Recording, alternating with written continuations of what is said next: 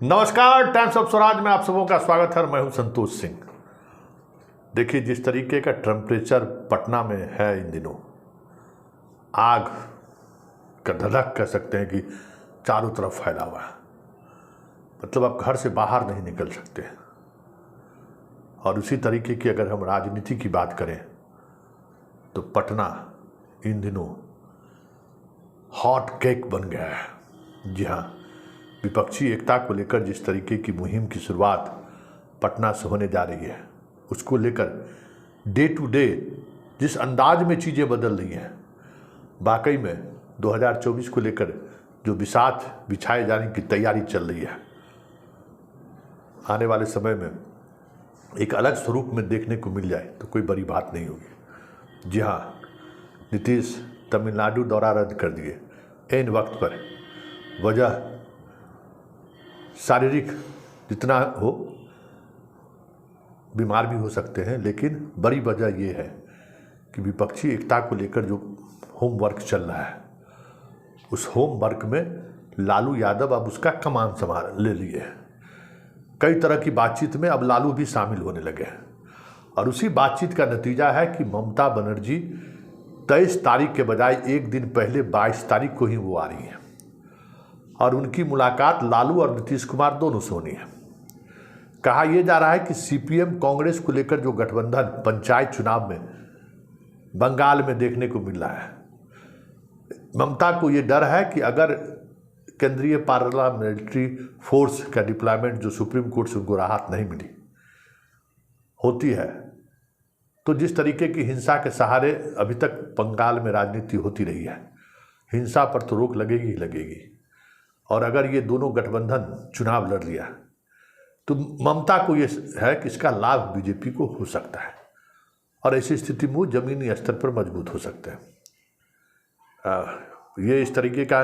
गणना करना राजनीति में बड़ा मुश्किल है, क्योंकि दो ना चार नहीं होता है, लेकिन फिर भी ये इस पर मंथन चल रहा है। और कहा यह जा रहा है कि ममता बनर्जी एक दिन पहले इसीलिए आ रही हैं कि सीताराम येचुरी सीपीएम के जो नेता हैं उनसे भी बात हुई है और कोशिश हो रही है कि वो भी 22 तारीख को चले आए और इस मसले को पहले ही टेबल पर सुलझा लिया जाए कि कैसे इन चीज़ों का समाधान निकल सकता है। क्योंकि अगर इस तरीके के गठबंधन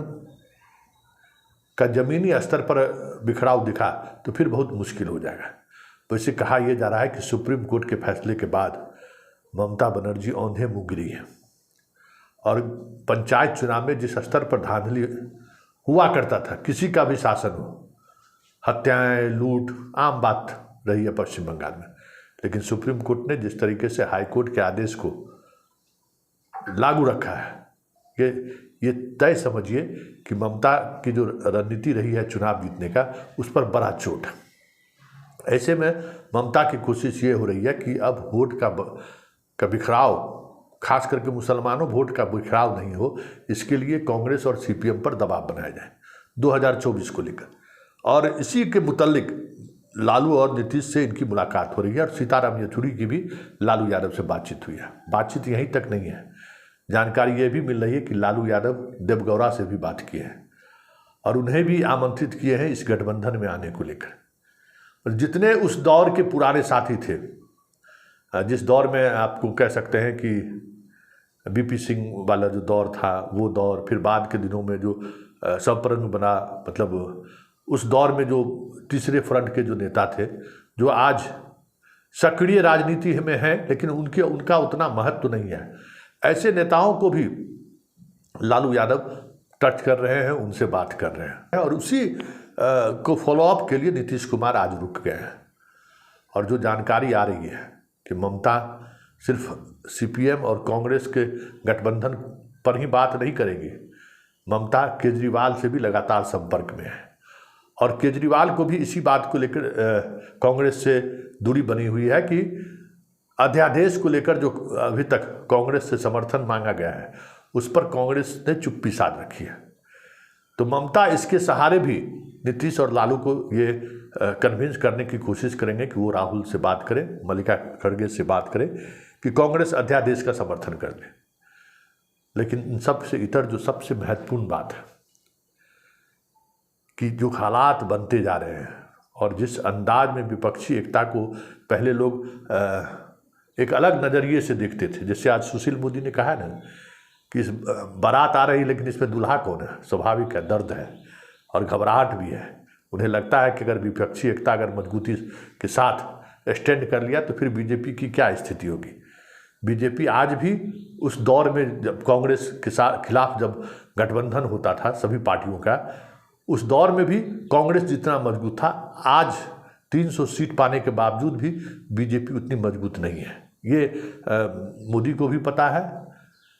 और शाह और हमारे बिहार वाले मोदी को भी पता है कि जो वोट है बीजेपी का, वो वोट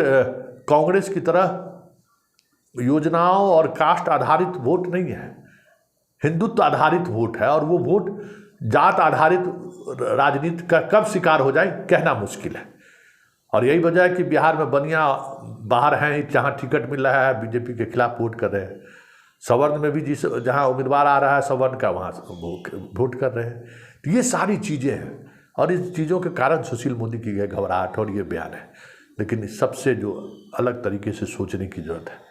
कि विपक्षी एकता के जिस मुहिम को नीतीश ने आगे बढ़ाया है और ममता के एक दिन पहले आने से संकेत साफ है कि आने वाले समय में गठबंधन को लेकर कई नए साथी इसमें जुड़ेंगे और मायावती सहित चौटाला परिवार जो है आपको हरियाणा में है, वो चौटाला परिवार का भी एकीकरण कैसे हो, इस पर भी लालू पहल कर रहे हैं। देखिए आगे आगे होता है क्या, लेकिन इतना तय है कि जिस तरीके से विपक्षी एकता को लेकर पटना में बिसात बिछाई जा रही है और 23 जून को जो संदेश देने की कोशिश हो रही है, अगर उस कोशिश में विपक्षी नेता कामयाब हो गए तो ये तय मानिए कि बीजेपी के खिलाफ पहली निर्णायक बढ़त पटना से शुरू होगी, जिसका काट ढूंढना बीजेपी के लिए बहुत ही मुश्किल है।